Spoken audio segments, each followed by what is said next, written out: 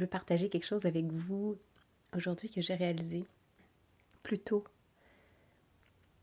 Il y a des jours où je vois extrêmement clairement ce qui se passe en moi et chez les autres. C'est comme des journées où tout devient clair comme de l'eau de roche, à un tel point où il y a très peu d'émotions d'une certaine manière, parce que je vois tout tellement clairement. Ah oui, il se sent comme ça, cette personne-là, parce qu'arrive telle chose.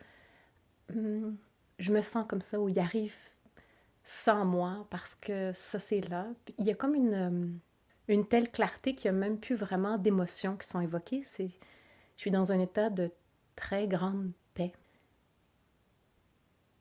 Ces jours-là sont merveilleux, évidemment, et ils ne sont pas là tout le temps.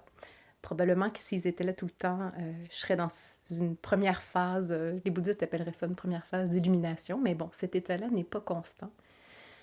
Mais cet état-là a un certain danger, puis je m'en suis rendu compte aujourd'hui, parce que quelqu'un proche de moi me confiait une émotion qu'il y avait par rapport à une situation, et de cet état, je voyais clairement que sa vision avait une distorsion. Donc, il ressentait une émotion parce qu'il ne voyait pas la situation clairement. Et donc, moi, de l'extérieur, de cet état, c'était facile pour moi de voir ce qui se passait.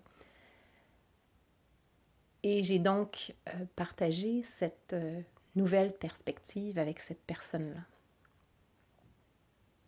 Mais parce qu'il était en train de vivre une émotion et que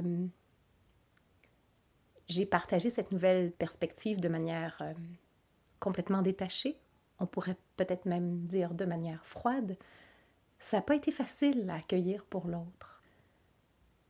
Et donc, j'ai réalisé quelque chose aujourd'hui. Donc, la prochaine phase, donc certains êtres illuminés décrivent les phases, justement, là, de réalisation de soi. La première étant de voir clairement, puis la deuxième étant de voir clairement avec un cœur plein de compassion, en étant connecté avec son humanité. Et donc, j'ai réalisé que ce que j'aurais dû faire en premier aujourd'hui, quand j'ai entendu cet ami me raconter son histoire, qui comportait une distorsion dans sa vision, la première chose que j'aurais dû faire, c'est sécuriser ses bases